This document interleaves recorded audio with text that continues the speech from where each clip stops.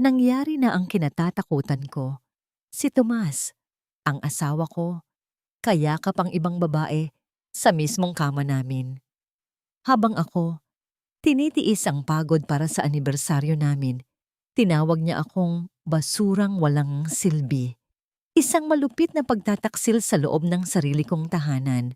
Ngunit hindi nila alam, hawak ko na ang ebidensyang uubos sa kanila. Sino ngayon ang manginginig sa takot? Sino ang tunay na mawawalan? Wala siyang silbi sa akin kundi ang maging anino ng aking tagumpay, Stella. Huwag mong ikonsidera ang babaeng iyon dahil sa paningin ko, isa lamang siyang kasambahay na may titulong asawa. Ang boses na yon, ang malamig at mapang-uyam na tinig ni Tomas, ay tumagos sa manipis na harang ng pinto ng kanilang silid, direkta sa puso ni Clara. Nanigas ang kanyang buong katawan habang nakatayo sa madilim na pasilyo. Hawak-hawak niya ang isang bote ng mamahaling alak, isang regalo na pinag-ipunan niya ng 6 na buwan mula sa kanyang maliit na allowance para sana sa pagdiriwang ng kanilang ika-10 anibersaryo. Ilang sandali lang ang nakalipas, punong-puno ang kanyang isipan ng mga plano. Naisip niya ang init ng huling 10 taon, ang mga gabing puyat siya sa pag-aayos ng mga papeles ng kumpanya ni Tomas habang ang lalaki ay natutulog na.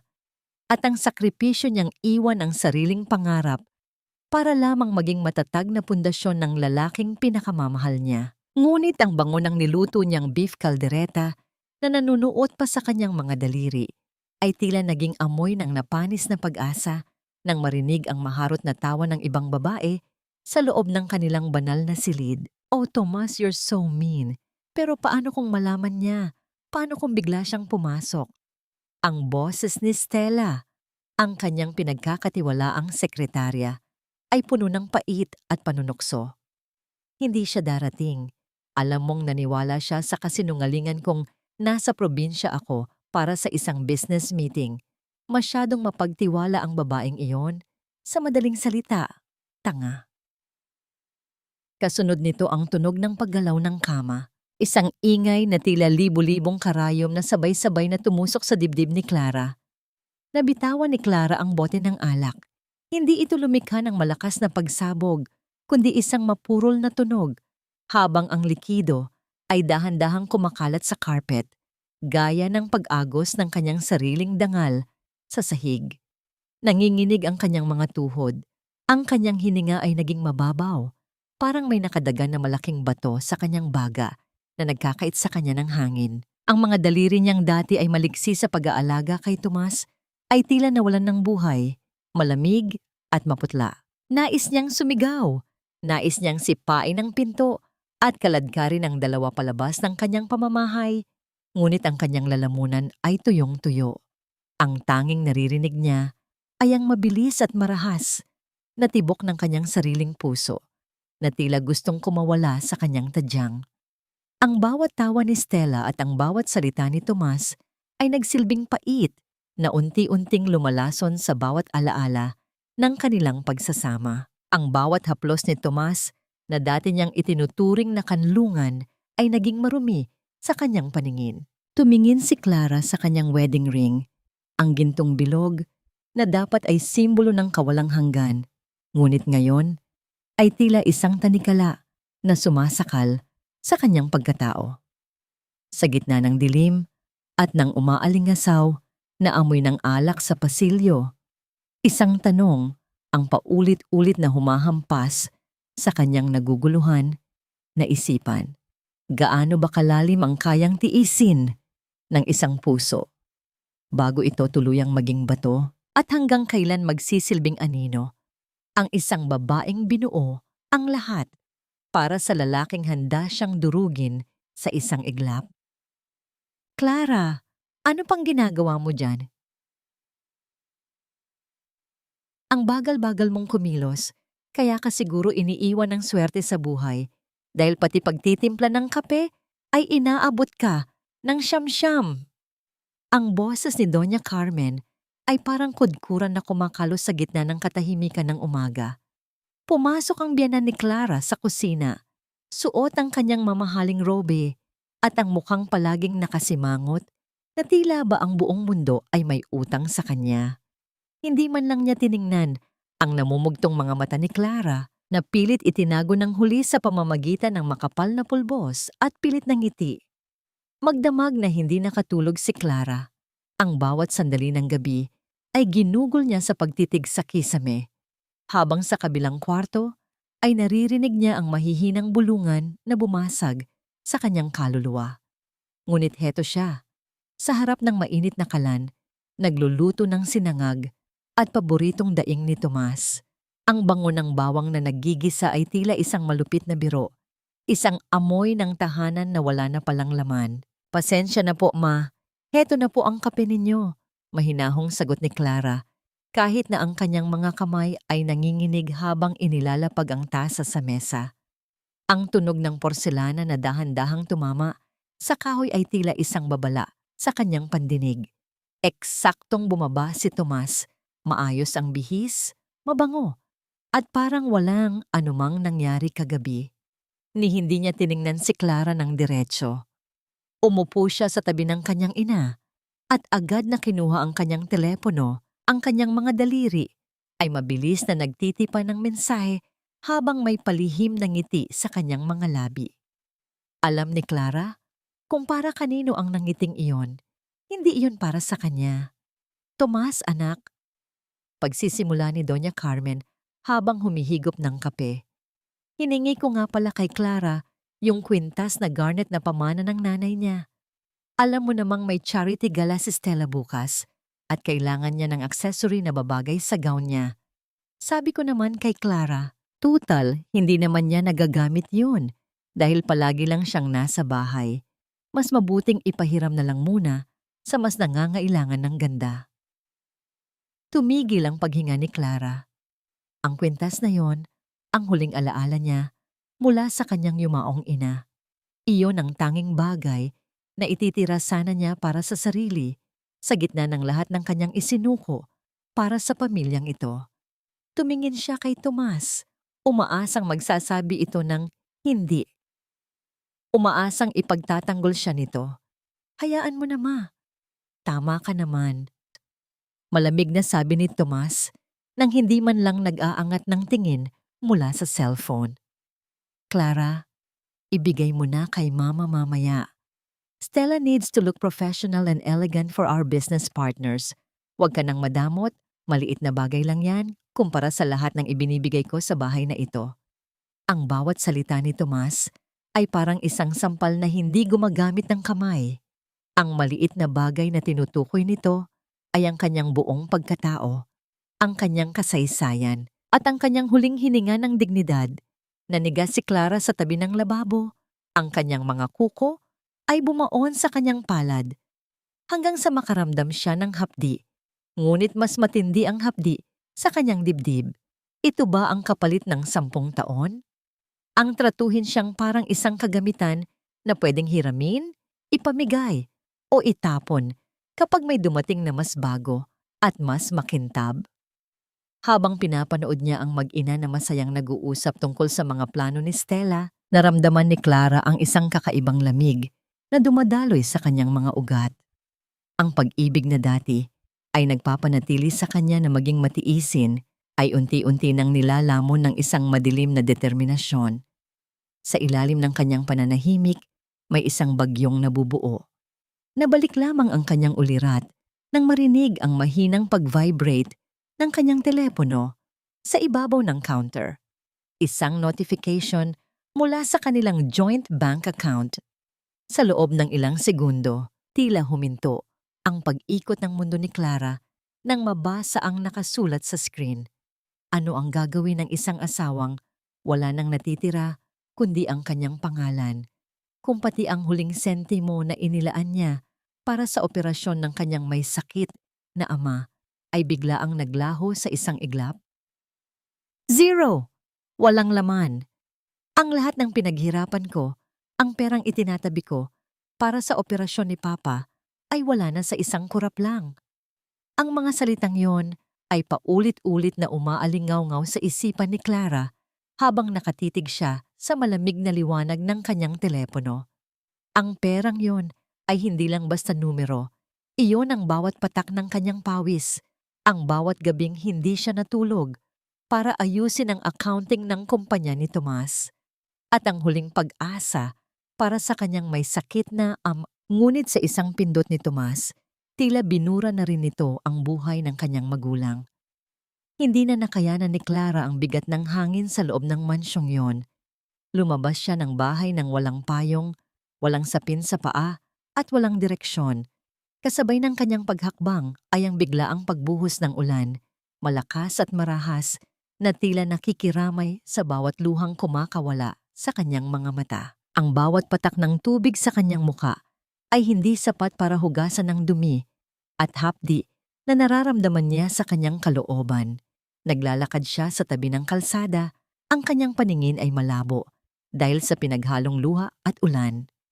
Ang tunog ng mga sasakyang dumadaan ay naging isang malungkot na ugong sa kanyang pandinig. Sa gitna ng kanyang kawalan ng pag-asa, naramdaman niya ang isang matinding silaw mula sa mga ilaw ng isang paparating na sasakyan. Narinig niya ang malakas na pag-inggit ng mga gulong na pilit na humihinto sa basang kalsada. Ilang pulgada lamang ang layo mula sa kanyang kinalalagyan. Bumukas ang pinto ng sasakyan. Isang lalaki ang nagmamadaling bumaba. Bit-bit ang isang malaking itim na payong. "Miss, ayos ka lang ba? Nasaktan ka ba?" Tumingin si Clara sa lalaki. Sa ilalim ng madilim na langit at sa pagitan ng mga patak ng ulan, nakita niya ang isang pamilyar na mukha. Ang mga mata nito ay puno ng pag-aalala, hindi katulad ng mga mata ni Tomas na puno ng panlilinlang. "Gabriel?" Ang mahinang bulong ni Clara. Bago siya tuluyang nawalan ng lakas, naramdaman niya ang matitipunong bisig ni Gabriel na sumalo sa kanya bago pa man tumama ang kanyang katawan sa malamig at basang semento. Nang magkamalay si Clara, nasa loob na siya ng isang mainit na sasakyan. Ang amoy ng leather at isang pamilyar na pabango, amoy ng malinis na hangin at kakahuyan, ang sumalubong sa kanyang pang-amoy. Nakabalot sa kanyang nanginginig na balikat ang isang makapal at mainit na coat. "Clara, uminom ka muna nito. Mainit pa yan," sabi ni Gabriel habang iniabot sa kanya ang isang tasa ng kape. Ang init ng baso sa kanyang mga palad ay dahan-dahang nagpabalik ng buhay sa kanyang mga daliri. "Bakit? Bakit ka nandito, Gabriel? Maraming taon na ang lumipas." Hirap na tanong ni Clara. Si Gabriel ang kanyang matalik na kaibigan noong kolehiyo, ang lalaking nanatiling tapat sa kanya bago niya pinili si Tomas. Tumingin si Gabriel sa kanya. Ang kanyang ekspresyon ay seryoso ngunit may bahid ng lambot. "Hindi ako kailanman lumayo, Clara. Pinapanood kita mula sa malayo. At nang makita ko ang balita tungkol sa kumpanya ni Tomas at ang mga ginagawa niya, alam kong kailangan mo ng tulong. Isang abogado ang kailangan mo ngayon, hindi lang isang kaibigan." Sa unang pagkakataon sa loob ng maraming taon, naramdaman ni Clara na hindi siya nag-iisa. Ang bigat na dinadala niya ay tila bahagyang gumaan dahil sa presensya ng lalaking ito na tila ipinadala ng langit sa gitna ng unos.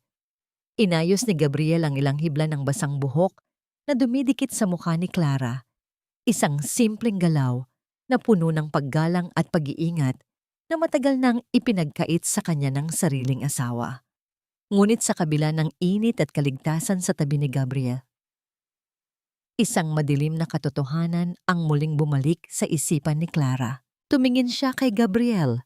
Ang kanyang mga mata ay puno ng determinasyon na hinaluan ng takot. "Gabriel, kinuha niya ang lahat. Ang pera ni Papa, ang kumpanya, ang dangal ko. Wala na akong natitira para lumaban." Hinawakan ni Gabriel ang kamay ni Clara, matatag at pangako ng proteksyon. "Clara, akala lang nila ay nakuha na nila ang lahat. Pero hindi nila alam na may isang bagay silang naiwan. Isang dokumentong nilagdaan ni Tomas bago pa man kayo ikasal na siya mismo ang nakalimot. Anong lihim ang nakatago sa nakaraan na maaring magpabagsak kay Tomas at hanggang saan ang handang gawin ni Gabriel para bawiin ang kaligayahan ng babaeng kailanman ay hindi niya nagawang limutin? Kailangan mong bumalik sa impyernong iyon, Clara. Hindi para muling magpaalipin, kundi para maging mitya ng kanilang pagtatapos. Ang tinig ni Gabriel ay parang isang angkla na nagpapanatili kay Clara sa katinuan habang nakatitig sila sa malaking gate ng mansyon. Sa loob ng sasakyan, ang katahimikan ay nababalot ng bigat ng plano. Inabot ni Gabriel ang isang maliit at manipis na envelopin. Sa loob nito ay ang kopya ng isang kasunduan na nilagdaan ni Tomas bago pa ang kanilang kasal. Isang antenuptial agreement na nagsasad na ang lahat ng ari-ariang minana ni Clara, kabilang ang kumpanya ng kanyang ama, ay mananatiling kanya lamang. Nakalimutan na ito ni Tomas dahil sa sobrang kumpiyansa sa sarili. Pagpapatuloy ni Gabriel, ang kanyang boses ay puno ng determinasyon. Huwag kang magpapakita ng galit. Ngumiti ka, maglingkod ka. Hayaan mong isipin nilang ikaw pa rin ang mahina at tangang Clara na kilala nila. Habang ginagawa mo yon, kukunin natin ang mga ebidensya ng tago niyang mga account. Huminga ng malalim si Clara. Naramdaman niya ang malamig na pawis sa kanyang batok. Paglabas niya ng sasakyan, ang bawat hakbang patungo sa pintuan ng mansyon ay tila paglalakad sa ibabaw ng nagbabagang pako.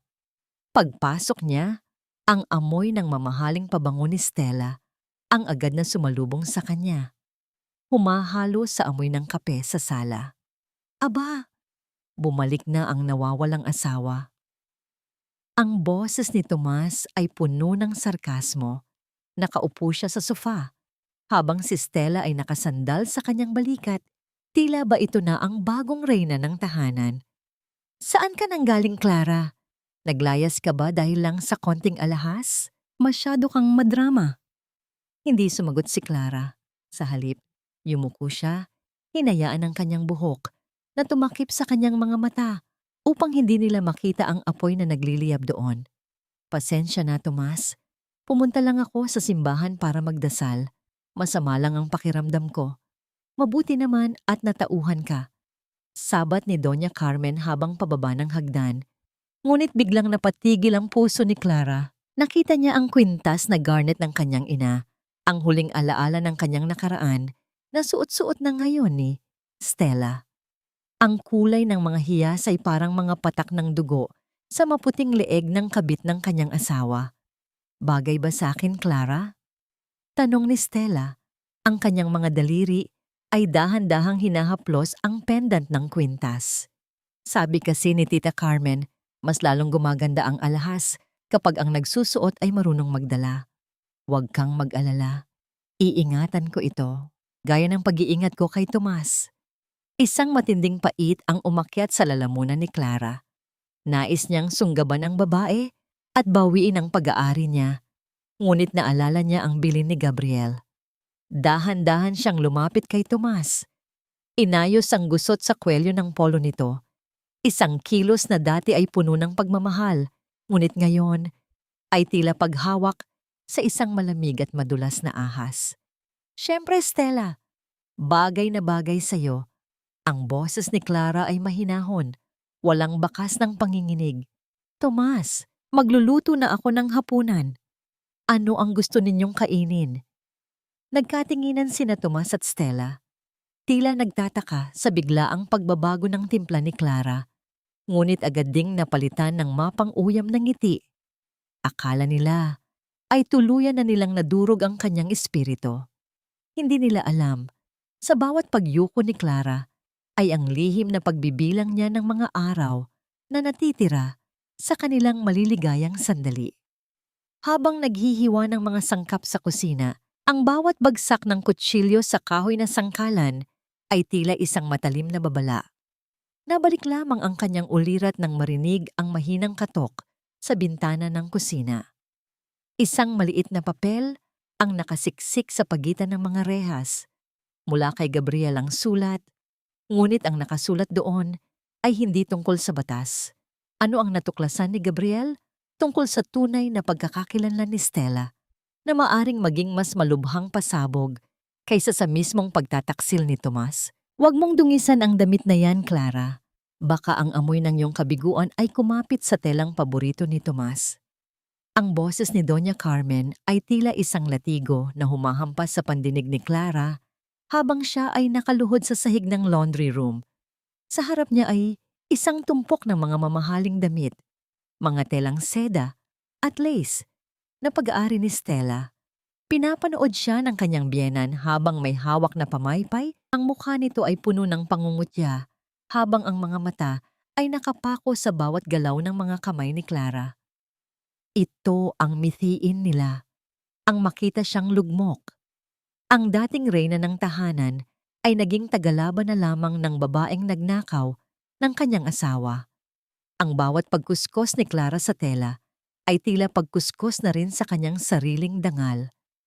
Ang amoy ng matapang na sabon ay humahalo sa amoy ng pabango ni Stella na nakakapit pa rin sa mga damit, isang amoy na nagpapaalala sa kanya ng bawat gabi ng pagtataksil. Opo, ma.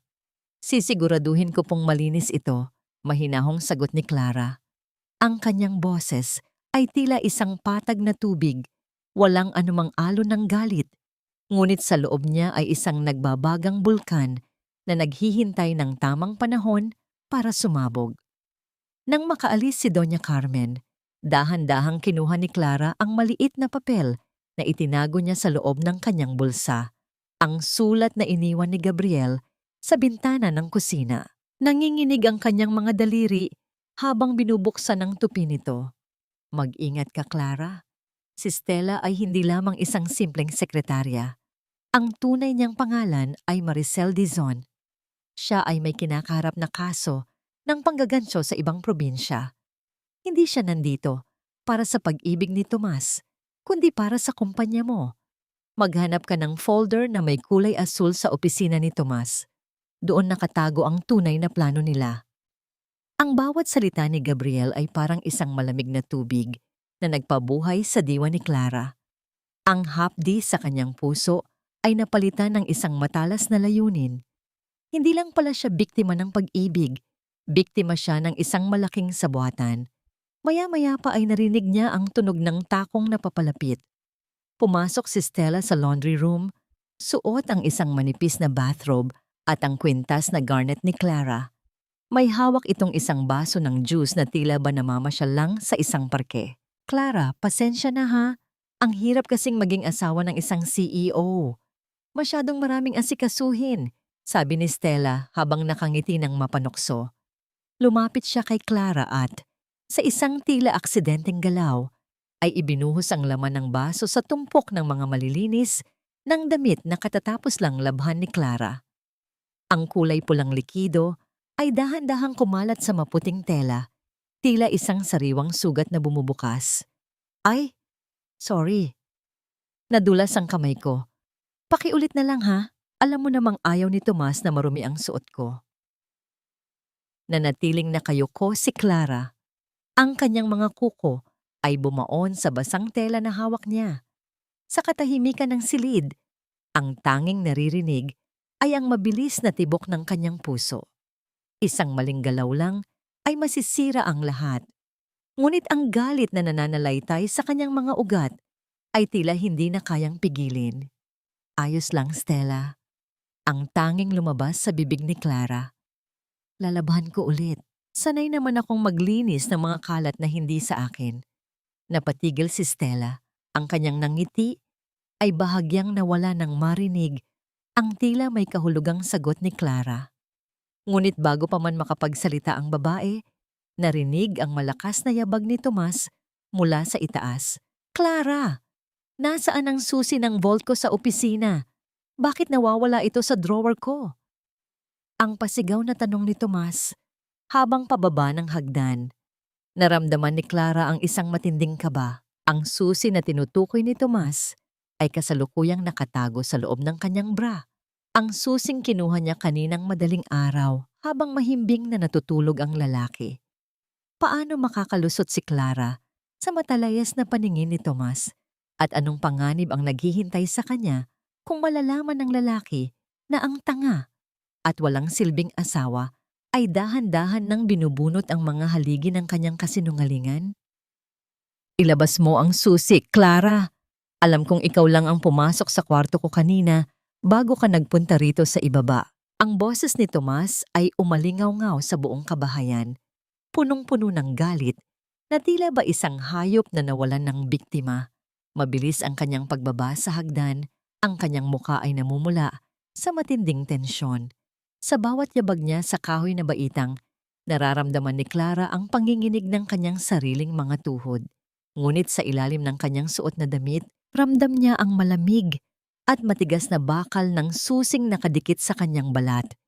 Isang susing tila nagbabaga sa bawat pintig ng kanyang puso. Nakahawak si Clara sa gilid ng lababo. Ang kanyang mga daliri ay namumuti sa higpit ng pagkakahawak. Hindi ko alam ang sinasabi mo, Tomas. Maghapon akong narito sa kusina at sa laundry room gaya ng utos ni Mama.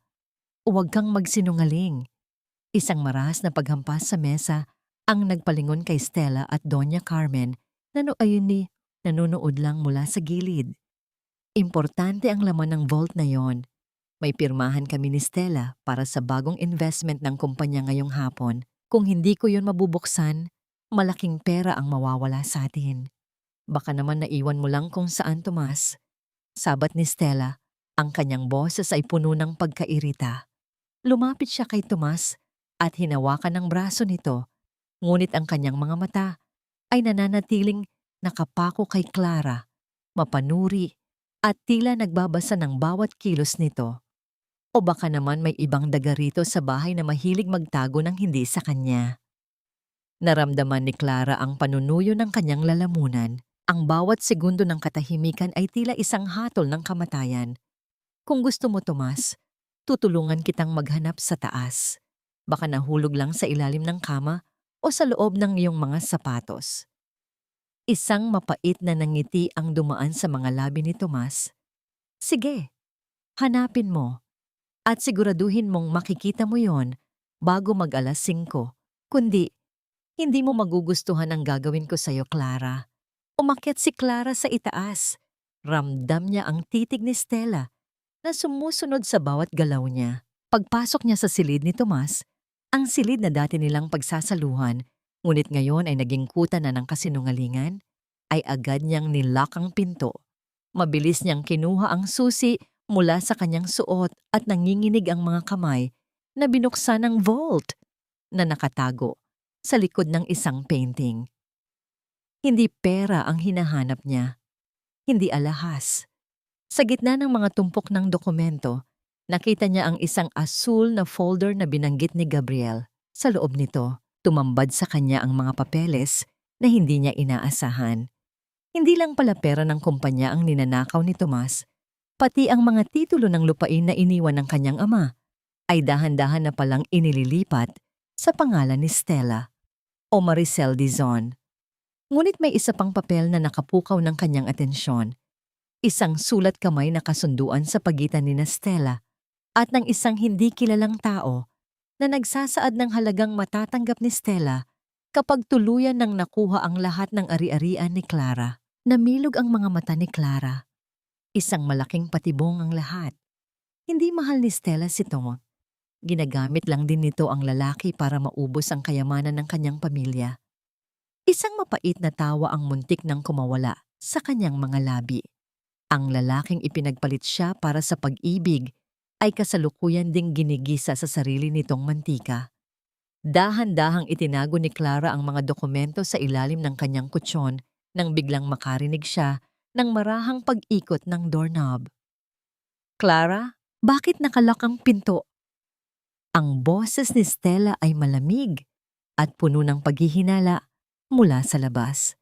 Nahanap mo na ba ang susi? O baka naman may iba ka pang ginagawa dyan sa loob? Napako si Clara sa kanyang kinatatayuan. Ang asul na folder ay nasa kanyang kamay pa rin at ang tunog ng pagpihit ng susi sa labas ng pinto ay hudyat na may dala itong duplicate. Paano itatago ni Clara ang ebidensya sa loob ng ilang segundo at ano ang gagawin niya kapag nalaman ni Stella na ang lahat ng kanilang lihim ay hawak na ng babaeng inaakala nilang walang laban? Hindi mo ba alam, Clara? Kahit anong tago mo, kahit anong dasal mo, sa huli ay basura ka pa rin sa paningin namin. Isang basurang itatapon na sa labas kapag nakuha na namin ang lahat. Ang tinig ni Stella mula sa labas ng pinto ay parang lason na dahan-dahang gumagapang sa ilalim ng puwang ng kahoy. Narinig ni Clara ang marahas na pagpihit ng susi sa kandado, ang tunog ng bakal na nagtatagisan na tila bahudyat ng kanyang huling hantungan. Sa loob ng ilang segundo, ang mundo ni Clara ay naging isang malabo at mabilis na anino. Hawak-hawak niya ang asul na folder, ang ebidensya ng kanyang pagkalugi at ang lihim na panloloko ni Stella. Mabilis niyang isiniksik ang folder sa pagitan ng kutsyon at ng matigas na board ng kama. Saktong bago bumukas ang pinto ng malakas. Pumasok si Stella, ang kanyang mga mata ay nanlilisik. Tila isang hayop na naghahanap ng anumang bakas ng pagtataksil sa kanyang teritoryo. Huminto siya sa gitna ng silid, ang kanyang mga kamay ay nakapamaywang habang ang kanyang paningin ay naglalakbay mula sa kisame hanggang sa sahig. Bakit nakalak ang pinto, Clara? At bakit pawis na pawis ka? Lumapit si Stella. Ang amoy ng kanyang matapang na pabango ay tila sumasakal sa hangin. May itinatago ka ba? O baka naman sinusubukan mong nakawin ang mga dokumento ni Tomas? Naramdaman ni Clara ang malamig na pawis na dumadaloy sa kanyang likuran. Ang kanyang puso ay tumitibok ng marahas, tila isang ibon na gustong kumawala sa hawla ng kanyang dibdib. Dahan-dahan siyang yumuko. Pilit na pinapakalma ang kanyang nanginginig na mga kamay. Naghahanap lang ako, Stella, sabi ni Tomas. Hanapin ko ang susi. Natatakot lang ako na baka pumasok si Mama Carmen at pagalitan na naman ako dahil sa kalat. Mahinang sagot ni Clara. Ang kanyang boses ay tila isang marupok na sinulid, handang maputol sa kaunting pagkakataon.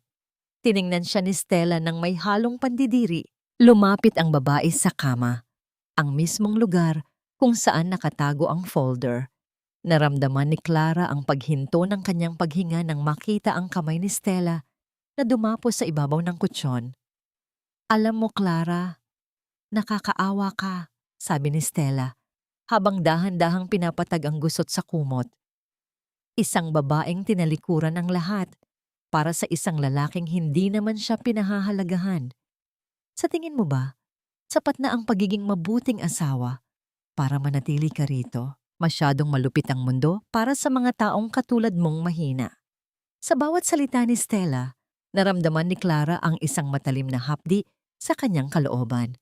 Ngunit sa ilalim ng sakit na yon, may isang bagong lakas na umuusbong. Hindi na siya ang Clara na iiyak na lamang sa sulok. Stella! Nahanap ko na! Biglang sigaw ni Clara habang mabilis na yumuko sa ilalim ng gilid ng cabinet. Inilabas niya ang gintong susi na kanina pa niya hawak sa kanyang palad. Narito lang pala, nahulog sa ilalim ng cabinet. Kinuha ni Stella ang susi mula sa kamay ni Clara nang may kasamang marahas na paghila. Tanga, narito lang pala. Pinaghintay mo pa kami ng matagal. Bilisan mo na dyan at maghanda ka na ng merienda sa baba. Marami pa kaming pag-uusapan ni Tomas. Nang makaalis si Stella, naiwan si Clara na nanginginig sa gitna ng silid. Napasandal siya sa pader, ang kanyang mga tuhod ay tuluyan ng bumigay. Tumingin siya sa isang lumang litrato nila ni Tomas na nakapatong sa side table. Isang litratong puno ng mga ngiting nakunang ngayon ay tila ba mga multo na lamang ng nakaraan. Nilapitan ni Clara ang bintana at tumanaw sa labas.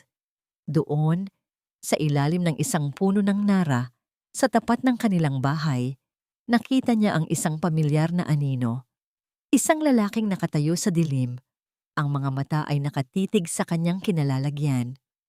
Si Gabriel, ngunit may isang bagay na kakaiba. Hindi lang si Gabriel ang nandoon, may isang lalaking kausap ang abogado, isang lalaking nakauniporme na tila ba may dalang masamang balita. Ano ang nalaman ni Gabriel na nagtulak sa kanya na magpunta rito sa gitna ng panganib? At sino ang lalaking kasama niya na tila ba may kinalaman sa yumaong ama ni Clara. Hindi aksidente ang pagkamatay ng itay mo, Clara. Pinirmahan ni Tomas ang mga dokumento ng pagsuko sa kumpanya habang ang ama mo ay wala pang malay sa kama ng ospital. Ang mga salitang yon mula kay Gabriel na narinig ni Clara sa pamamagitan ng isang mabilis na tawag sa telepono habang siya ay nagkukunwaring naglilinis sa hardin ay tila isang malaking pader na gumuho sa kanyang ibabaw. Nanigas ang kanyang mga daliri sa hawak na gamit sa paghahalaman. Ang bawat bahagi ng kanyang katawan ay tila naging matigas na bato, ngunit sa loob niya ay may isang bahagi ng kanyang puso na tuluyan ng nadurog. Sa harap niya, sa loob ng magarang sala na tanaw mula sa malaking bintana, ay nakaupo si Tomas. Kampante itong nakasandal sa sofa, tila isang hari sa kanyang kaharian, habang si Doña Carmen ay abala sa pagpuri sa bagong suot na relos ni Stella. Ang eksenang iyon, ang tawanan at ang pagyayabang ng mga taong nagnakaw ng kanyang buhay, ay tila isang malupit na miron ng kawalang katarungan. Naramdaman ni Clara ang isang masidhing panunuyo sa kanyang lalamunan. Ang bawat paghinga niya ay parang paglunok ng basag na bubog na sumusugat sa kanyang lalamunan. Ang kanyang mga mata ay nanatiling nakapako sa tuyong lupa.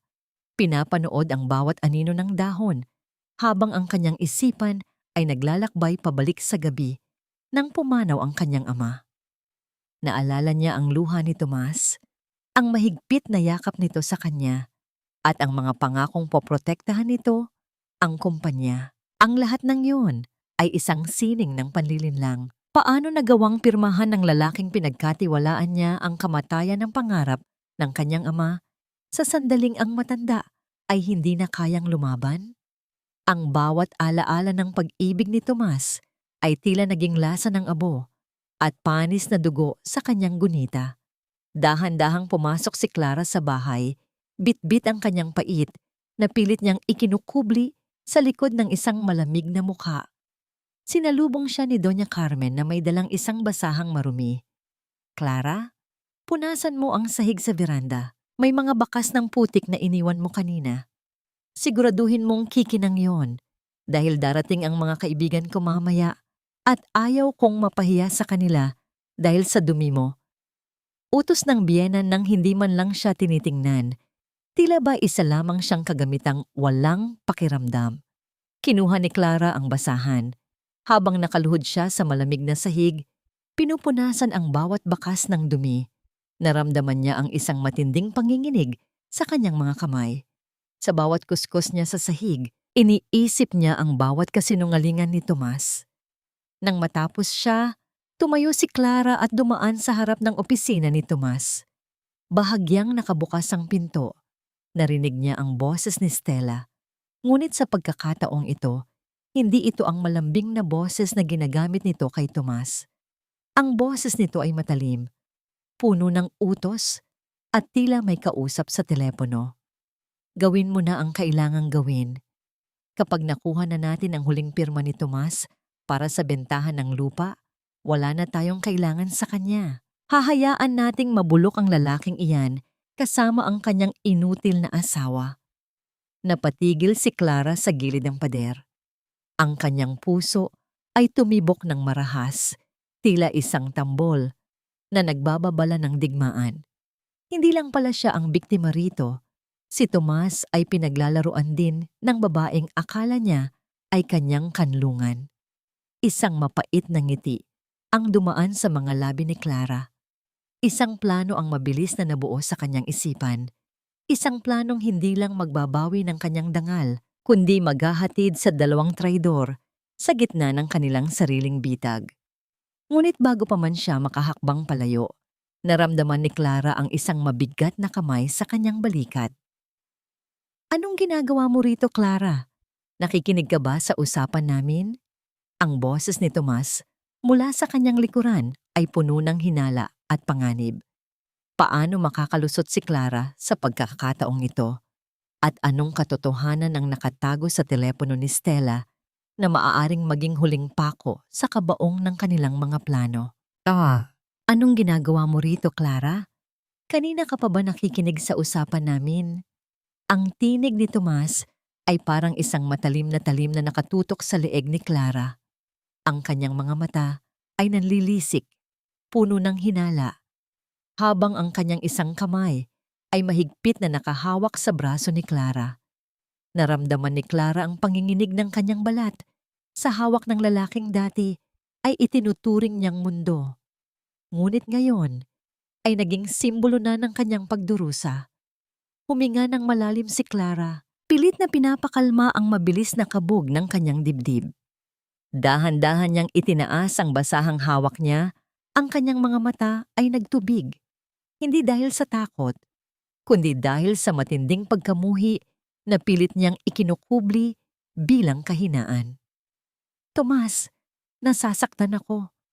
Mahinang bulong ni Clara, ang kanyang boses ay nanginginig. Pinupunasan ko lang ang mga mantsa sa pinto, gaya ng utos ni Mama Carmen. Ayaw ko lang napagalitan na naman niya ako dahil sa dumi. Lumabas si Stella mula sa opisina. Ang kanyang mukha ay agad na nagbago mula sa pagiging matalim patungo sa isang mapanuring ngiti. Tomas, hayaan mo na siya. Alam mo namang masyadong masunurin ang asawa mo. Siguro ay natatakot lang siyang mapalayas, kaya pati ang pinto ay dinidiligan ng pawis. Dahan-dahang binitiwan ni Tomas ang braso ni Clara, ngunit hindi nawala ang talim ng kanyang titig. Siguraduhin mo lang, Clara, dahil kapag nalaman kong nakikialam ka sa mga bagay na hindi para sa'yo, hindi lang basahan ang hahawakan mo, sa kalsada ka napupulutin. Nang makaalis ang dalawa, mabilis na nagtungo si Clara sa banyo at doon ay pilit niyang isinuka ang lahat ng pait na nararamdaman niya. Ang bawat salita ni Tomas ay tila isang lason na dahan-dahang pumapatay sa huling bahagi ng kanyang pasensya. Ngunit sa gitna ng kanyang pagluha, naalala niya ang narinig niya mula kay Stella. Ang pag-ibig ni Stella ay isang malaking kasinungalingan din para kay Tomas. Isang mapait na ngiti ang dumaan sa mga labi ni Clara habang pinupunasan niya ang kanyang mukha. Magubusan kayo, bulong niya sa sarili habang nakatitig sa salamin. Mag-ubusan kayo sa sarili ninyong kasakiman. Kinagabihan, habang ang lahat ay mahimbing ng natutulog, muling nakatanggap ng mensahe si Clara mula kay Gabriel. Pinapunta siya nito sa likod ng hardin, sa ilalim ng lumang puno ng mangga, kung saan hindi abot ng mga CCTV camera ni Tomas. Clara, ito ang kailangan mo, sabi ni Gabriel. Inabot ang isang maliit na recording device. Ang lalaking kasama ko kanina ay ang dating driver ng iyong ama. Saksi siya sa gabing pinirmahan ni Tomas ang mga papeles sa ospital, pero may mas malaki pang problema. Balak ng ibenta ni Stella ang mga lupain ng pamilya mo sa isang foreign investor sa susunod na linggo. Naramdaman ni Clara ang isang matinding lamig. Ang lahat ng pinaghirapan ng kanyang ama, ang bawat lupain na puno ng pawis at dugo ng kanilang pamilya, ay nakatakdang mawala ng tuluyan. Hindi ako makapayag, Gabriel, ang sabi ni Clara. Ang kanyang boses ay puno ng determinasyon. Kailangang malaman ni Tomas na pinagtataksilan din siya ng babaeng ipinagpalit niya sa akin. Kailangan nating pag-awayin ang dalawang ahas na yan bago nila tuluyang maubos ang lahat. Pumalik si Clara sa loob ng bahay nang may dalang panibagong plano.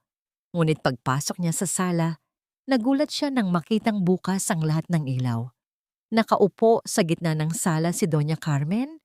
Hawak-hawak ang telepono ni Clara na naiwan niya sa ibabaw ng mesa. Sino ang ka-text mo ng ganitong oras, Clara? At bakit may mga mensahe rito tungkol sa abogado at sa mga lupain? Ang boses ni Doña Carmen ay puno ng tagumpay. Tila ba nahuli na niya ang mailap na biktima? Nanigas si Clara sa kanyang kinatatayuan. Ang lihim na ugnayan nila ni Gabriel ay nakatambad na ngayon sa harap ng kanyang pinakamalupit na kaaway. Paano ipapaliwanag ni Clara ang mga mensaheng iyon nang hindi nabubunyag ang kanyang buong plano? At ano ang gagawin ni Doña Carmen kapag nalaman niyang ang tanga niyang Mena ay dahan-dahan na palang humuhukay ng kabaong para sa kanilang lahat? Hindi ka lang pala isang walang silbing asawa, Clara. Isa ka ring traidor na may lihim na kalaguyo habang nakatira ka sa ilalim ng bubong na ito inikap bambato. Ang tinig ni Doña Carmen ay tila isang matalim na kidlat na bumasag sa katahimikan ng gabi. Nakatayo ang matandang babae sa gitna ng sala. Ang kanyang muka ay puno ng matinding galit habang iwinawagayway ang telepono ni Clara. Ang bawat salita niya ay punong-puno ng lason, layuning durugin ang huling bahagi ng dangal ni Clara sa harap ng mga anino ng mansyon. Naramdaman ni Clara ang unti-unting paghinto ng pintig ng kanyang puso. Ang malamig na hangin mula sa bukas na bintana ay tila naging yelo na bumabalot sa kanyang katawan. Doon sa maliit na screen ng telepono, nakatambad ang pangalan ni Gabriel at ang mga mensaheng naglalaman ng kanilang mga plano. Ang lihim na kuta na pilit niyang binuo para sa kanyang kaligtasan ay kasalukuyan ng ginigiba ng babaeng walang ibang ginawa kundi ang pahirapan siya. Wala kang utang na loob, pagpapatuloy ni Doña Carmen habang mabilis na lumalapit kay Clara. Isang malakas na sampalang dumapo sa pisngi ni Clara, sapat na lakas para mapalingon ang kanyang muka at mag-iwan ng isang nagbabagang hapdi. Pinatira ka namin dito, pinakain at binigyan ng pangalan, tapos ito ang isusukli mo sa anak ko? Ang makipagkuntsaba sa isang abogado para nakawan kami? Dahan-dahang hinawakan ni Clara ang kanyang namamagang pisngi. Ang lasa ng dugo sa loob ng kanyang bibig ay naging hudyat ng isang bagong klase ng tapang. Hindi na siya umiyak. Wala nang luhang natitira sa kanyang mga mata, kundi isang tuyong disyerto ng puot. Ma, nagkakamali kayo. Mahina ngunit matatag ang boses ni Clara. Tumingala siya at tiningnan ng diretso ang kanyang biyenan. Hindi ako ang nagnanakaw sa pamilyang ito. Kung binasa ninyo ang lahat, malalaman ninyong si Stella ang tunay na kaaway rito. Siya ang dahan-dahang umuubos sa yaman ni Tomas. Huwag mong iligaw ang usapan, Clara. Isang marahas na yabag mula sa hagdan ang nagpatahimik sa kanila. Pababa na si Toma. Ang kanyang buhok ay gulo-gulo at ang kanyang mga mata ay nanlilisik sa galit. Anong nangyayari rito? Bakit kayo nagsisigawan? Tanong ni Tomas habang kinuha ang telepono mula sa kamay ng kanyang ina. Habang binabasa ni Tomas ang mga mensahe, naramdaman ni Clara ang mabilis na pag-ikot ng tadhana. Ang bawat buntong hininga ni Tomas ay tila isang hatol na naglalapit sa kanya sa kalsada. Gabriel? Ang lalaking ito na naman? Lumingon si Tomas kay Clara. Ang kanyang boses ay nanginginig sa selos at pagkamuhi.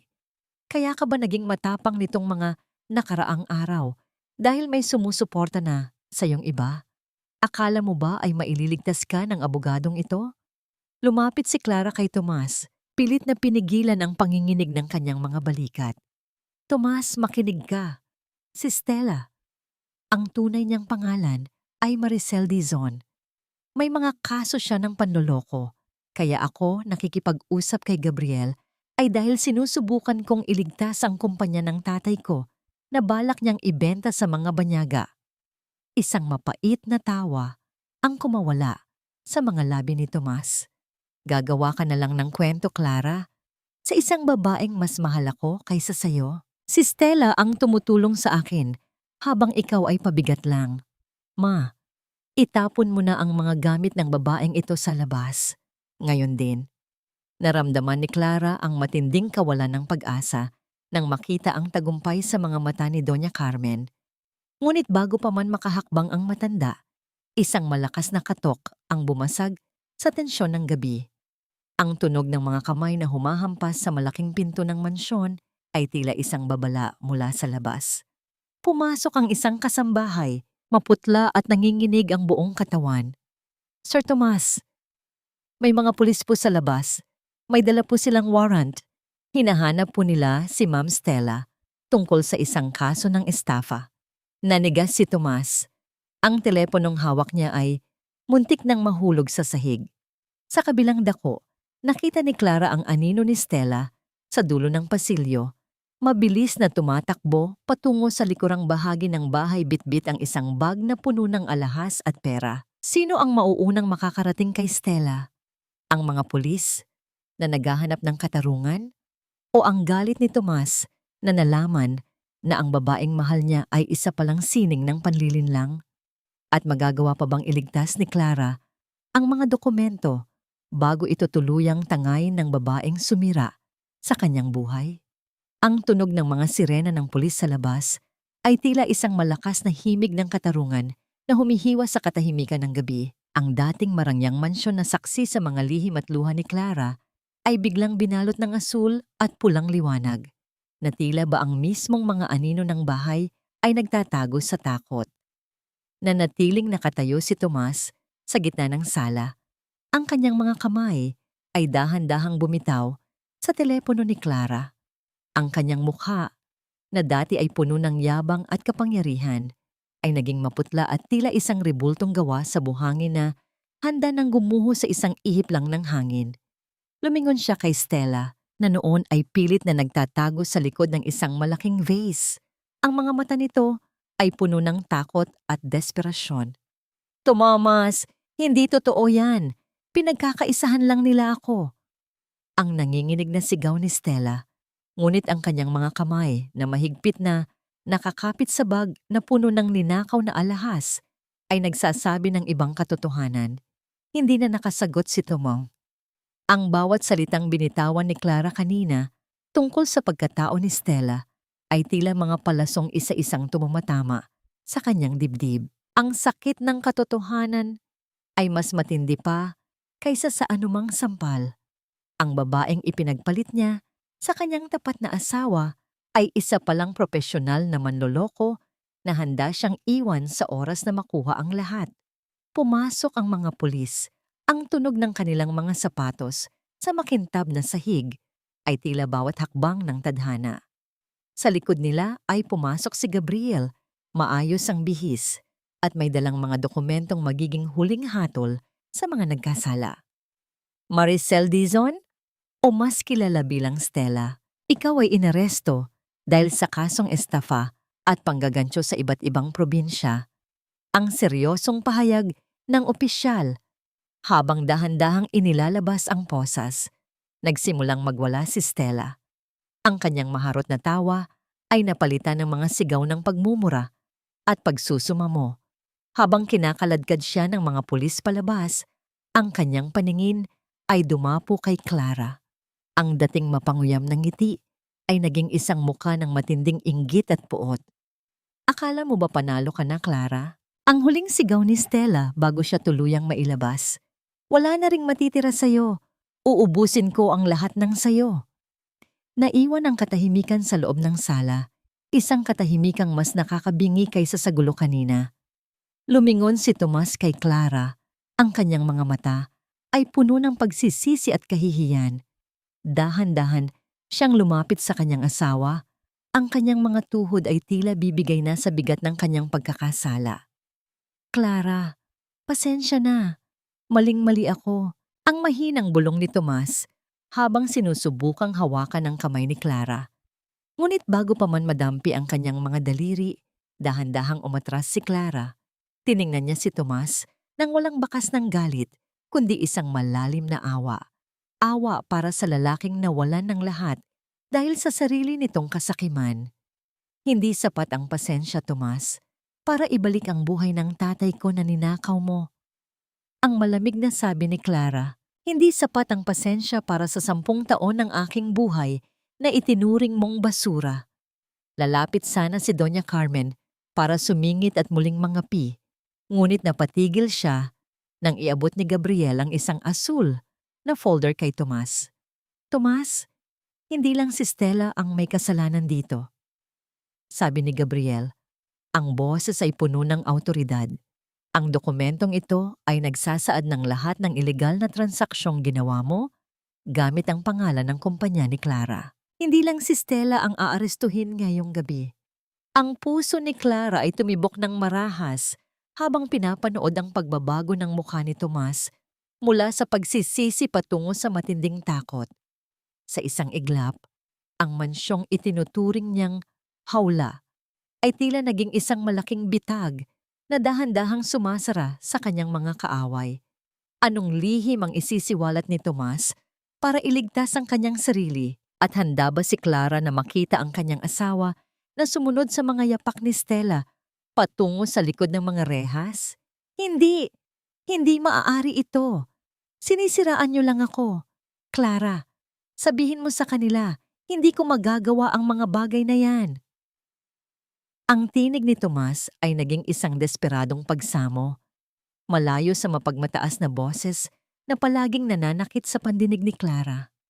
Ang kanyang mga mata ay pabalik-balik sa pagitan ni Gabriel at ng mga pulis.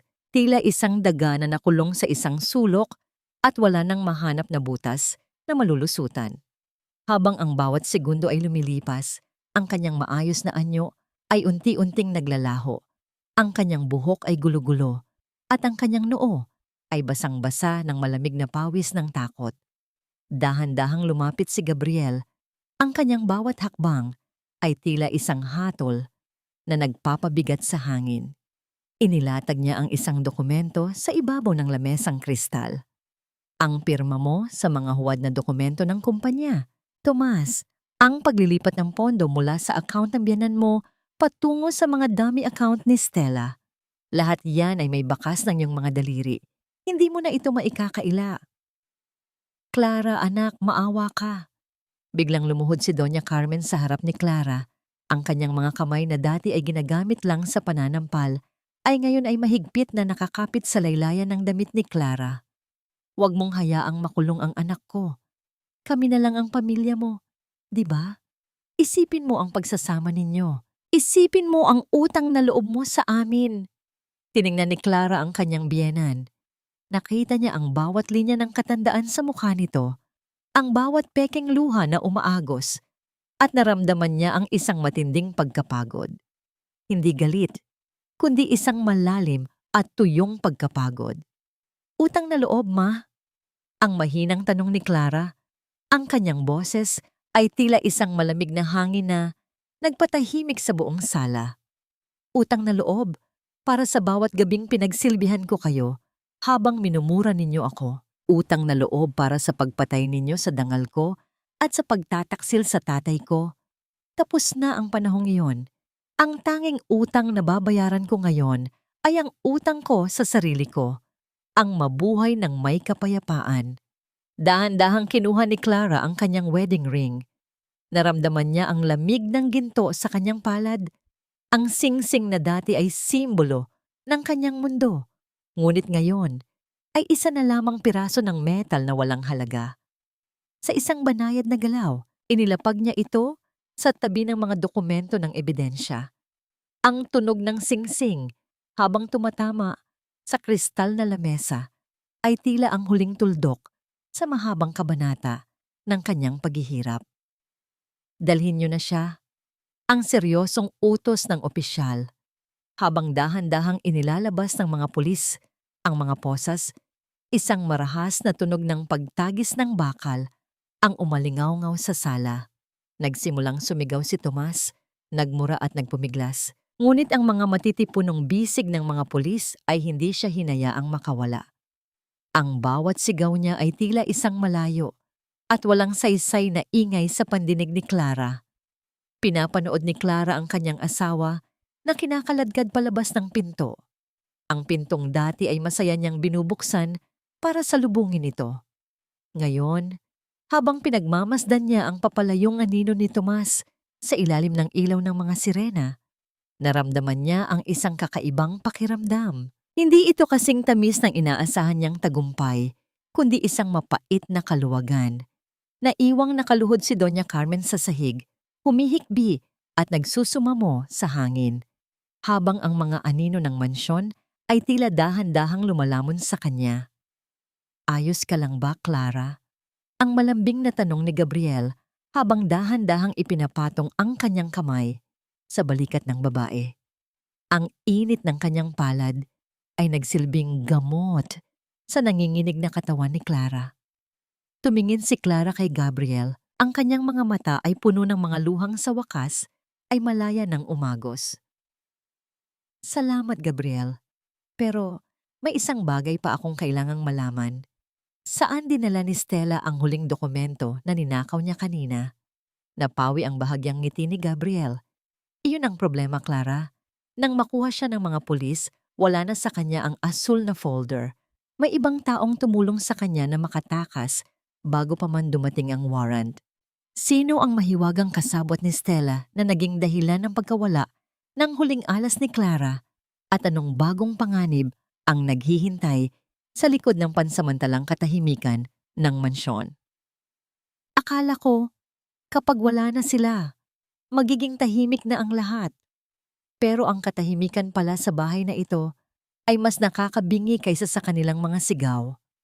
Ang bulong ni Clara ay tila isang anino na humahalo sa malamig na hangin ng gabi habang nakatayo siya sa gitna ng malaking sala.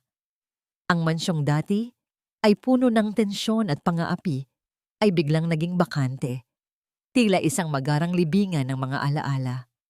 Nakatingin siya sa sahig kung saan nakaluhod kanina si Doña Carmen at sa lamesang kristal kung saan niya iniwan ang kanyang wedding ring. Wala na ang mga tao, pero ang amoy ng pagtataksil ay tila nakakapit pa rin sa mga kurtina at dingding. Lumapit si Gabriel sa kanya. Ang kanyang mga hakbang ay banayad. Tila ayaw basagin ang marupok na kapayapaan ni Clara. Hindi siya nagsalita agad.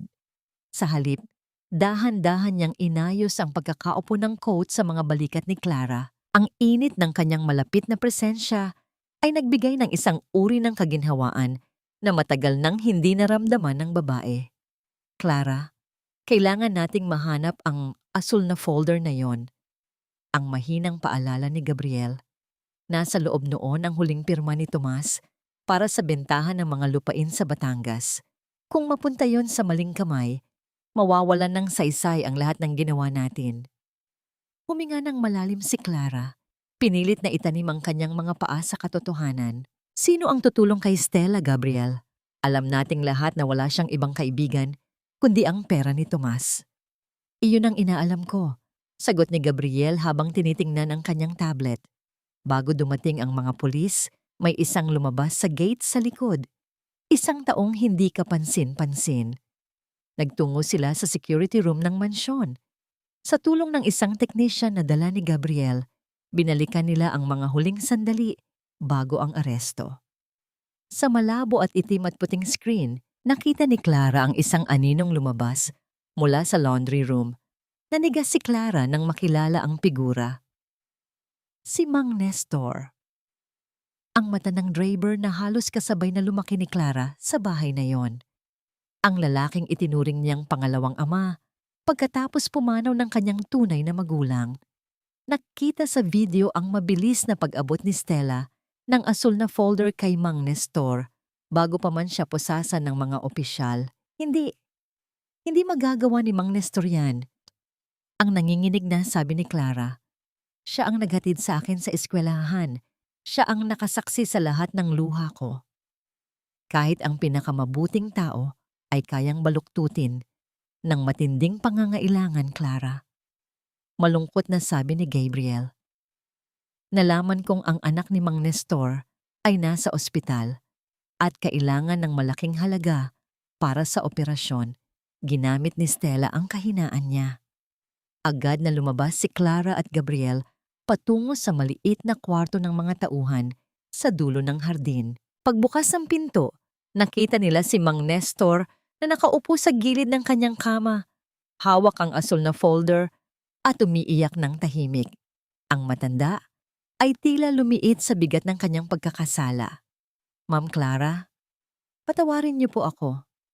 Ang pagsusumamo ng matanda habang dahan-dahang iniaabot ang folder. Kailangan ko lang po ng pera para sa anak ko. Sabi ni Stella, kapag binigay ko raw ito sa isang lalaking maghihintay sa akin sa kanto, babayaran niya ang lahat ng utang ko. Kinuha ni Clara ang folder. Ang kanyang puso ay tila pinipiga sa awa at sakit. Nilapitan niya ang matanda at hinawakan ang nanginginig nitong kamay. Bakit hindi ka lumapit sa akin, Mang Nestor? Alam mong hindi kita tatalikuran. Ngunit habang binubuksan ni Clara ang folder para tingnan ang mga dokumento, isang puting papel ang nalaglag mula sa loob. Hindi ito bahagi ng mga titulo ng lupa. Isa itong sulat na may tatak ng isang pamilyar na kumpanya ng real estate, isang kumpanyang pag-aari ng isang taong hindi nila inaasahan. Namilog ang mga mata ni Clara habang binabasa ang pangalan ng bumibili sa ilalim ng kontrata. Hindi ito banyagang investor. Gabriel, tingnan mo ito. Ang boses ni Clara ay puno ng bagong takot. Hindi lang si Stella ang nasa likod nito. Ang taong gustong kumuha ng lahat sa akin ay ang sarili mong kapatid, si Rafael. Napatigil si Gabriel. Ang kanyang mukha ay naging parang yelo sa sobrang putla. Ang katahimikan sa maliit na kwarto ay tila naging isang panganib na biglang sumulpot mula sa dilim. Paano magagawang treasury ni Rafael ang sarili niyang kapatid? At anong lihim na galit ang nagtulak sa kanya na makipagsabwatan sa kaaway ni Clara para ubusin ang huling yaman ng pamilya nito? Rafael, ang sarili kong kapatid. Ang boses ni Gabriel ay halos pabulong na lamang, tila isang huling hininga ng isang taong nawalan ng malay. Ang papel na hawak niya ay unti-unting nayupi sa higpit ng kanyang pagkakahawak.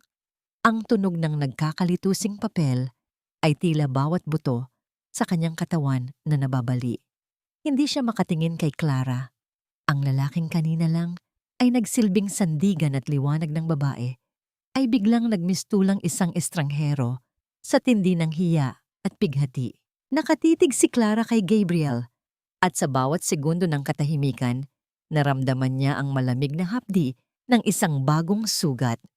Ang akala niyang katapusan na ng kanyang paghihirap ay isa lamang palang pinto patungo sa mas malalim na labirinto ng pagtataksil. Ang anino ng kapatid ni Gabriel, si Rafael, ay tila isang malaking halimaw na dahan-dahang lumalamon sa natitira nilang pag-asa. Alam mo ba ito, Gabriel? Ang mahinang tanong ni Clara. Ang kanyang boses ay hindi galit, kundi puno ng isang uri ng pagod na higit pa sa pisikal na kapaguran. Ang kanyang mga mata ay naghahanap ng katotohanan sa nanginginig na mga balikat ng lalaki. Sa lahat ng oras na tinutulungan mo ako, alam mo ba na ang sarili mong dugo ang humuhukay ng libingan ng pamilya ko? Dahan-dahang itinaas ni Gabriel ang kanyang paningin. Ang kanyang mga mata ay namumula, hindi dahil sa galit, kundi sa tindi ng pagsisisi. Sumumpa ako sa iyo, Clara. Wala akong alam. Si Rafael, matagal na kaming hindi nag-uusap dahil sa mga ilegal niyang gawain. Pero hindi ko akalain na aabot siya sa ganito.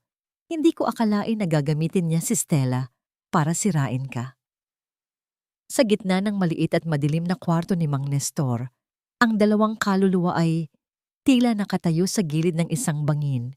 Ang bawat salita ni Gabriel ay parang isang gamot na pilit ipinapahid sa sugat ni Clara. Ngunit ang pait ng katotohanan ay mas matindi pa sa anumang lunas. Naramdaman ni Clara ang pagnanais na tumakbo palayo. Ngunit ang init ng presensya ni Gabriel, sa kabila ng lahat, ay nanatiling tanging bagay na nagpapanatili sa kanya na huwag tuluyang bumagsak. Kailangang harapin natin siya, Gabriel, sabi ni Clara, habang dahan-dahang hinahawakan ang nanginginig na kamay ng abogado. Hindi para sa akin, kundi para sa katarungang matagal nang ipinagkait sa ating lahat. Kinabukasan, sa isang marangyang opisina sa gitna ng syudad, nakatayo si Clara at Gabriel sa harap ni Rafael. Ang matandang kapatid ni Gabriel ay nakaupo ng kampante sa kanyang malaking upuan. May hawak na baso ng alak at ang mukha ay walang bakas ng kahit anong pagsisisi. Ang bango ng mamahaling tabako sa loob ng silid ay tila sumasakal sa hangin. Business is business, Gabriel. Ang malamig na sabi ni Rafael habang nakangiti ng mapanguyam. Huwag kang masyadong emosyonal.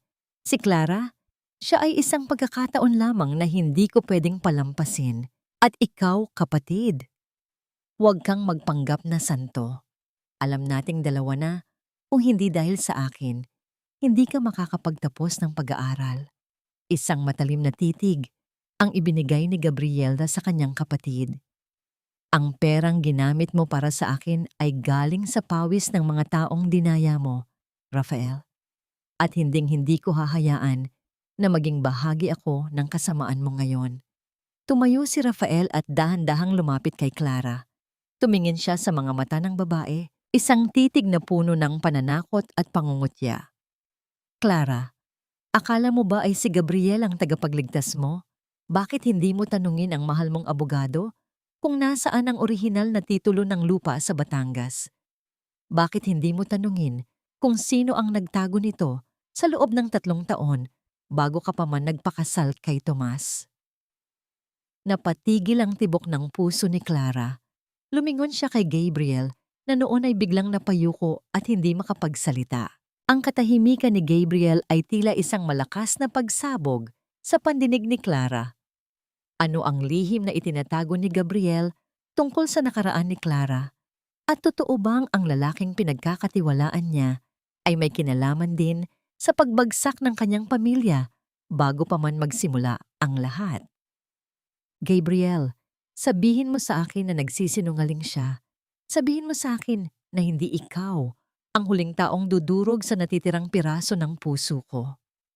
Ang boses ni Clara ay tila isang marupok na kristal na unti-unting nagkakabira-biro sa gitna ng marangyang opisina ni Rafael.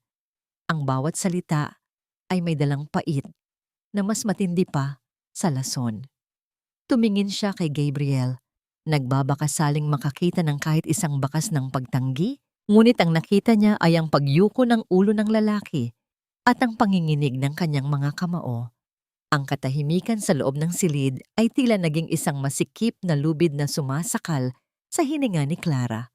Ang bango ng kape at mamahaling pabango ay naging amoy ng pagkabulok.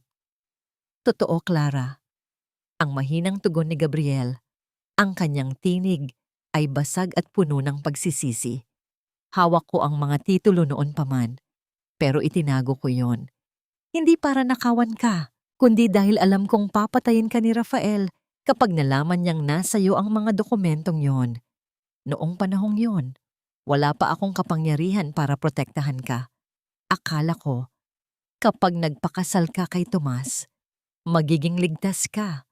Mali ako. Napakalaki ng pagkakamali ko. Isang mapait na tawa ang kumawala sa mga labi ni Rafael habang dahan-dahang humihigop ng kanyang alak. Ang tunog ng yelo na tumatama sa baso ay tila bawat segundo ng buhay ni Clara na nasayang sa panlilinlang. Kita mo na, Clara? Ang bayaning inaakala mo ay isang duwag na mas piniling manood habang nilulunod ka ng asawa mo. Ngunit sa gitna ng dilim na bumabalot sa kanyang isipan, isang kakaibang liwanag ng katotohanan ang sumilip sa puso ni Clara. Tiningnan niya ang nanginginig na mga kamay ni Gabriel at pagkatapos ay ang mapanuyang mukha ni Rafael. Naalala niya ang bawat tasa ng kape, ang bawat gabing binantayan siya ni Gabriel at ang bawat panganib na hinarap nito para lamang makuha ang ebidensya laban kina Tomas at Stella. Dahan-dahang tumayo si Clara ng tuwid. Ang kanyang mga mata ay nag-aapoy sa isang uri ng tapang na hindi nanggaling sa galit, kundi sa ganap na pagtanggap. Mali ka, Rafael. Ang boses ni Clara ay matatag, tila isang kumpas ng isang konduktor na nagtatapos sa isang malungkot na simpan. Maaring nagkamali si Gabriel sa pananahimik niya noon, pero sa huling mga buwan, pinatunayan niya kung sino ang tunay na may malasakit. At ikaw ang nagturo sa akin na ang pinakamasamang kaaway ay hindi ang taong nananakit sa harap mo, kundi ang taong nakangiting nagnanakaw sa likuran mo. Mabilis na inilabas ni Clara ang asul na folder mula sa kanyang bag at inilapag ito sa mesa ni Rafael. Ang tunog ng folder sa ibabaw ng mahogany ay tila isang malakas na sampal ng katotohanan. Nakalimutan mo yata, Rafael, Ang mga dokumentong hawak mo na pinirmahan ni Tomas, lahat yan ay walang bisa dahil sa antenuptial agreement na matagal nang inirehistro ni Gabriel sa korte. Bago pa man tayo magkita rito, dugtong ni Clara, isang malamig na ngiti ang dumaan sa kanyang mga labi.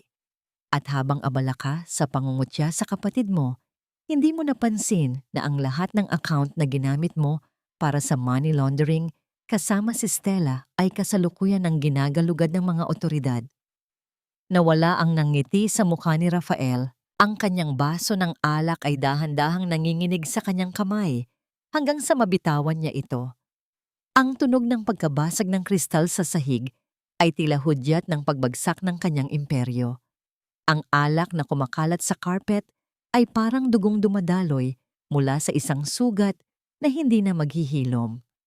Bumukas ang pinto ng opisina at pumasok ang mga operatiba ng National Bureau of Investigation. Kasunod ang mga pulis. Ang tunog ng mabibigat na yabag ng kanilang mga sapatos ay tila bawat hakbang ng katarungang matagal nang hinintay ni Clara. Habang kinakaladkad si Rafael palabas, lumingon si Clara kay Gabriel. Nakatayo pa rin ang abogado, nakayuko, handang tanggapin ang anumang hatol ni Clara.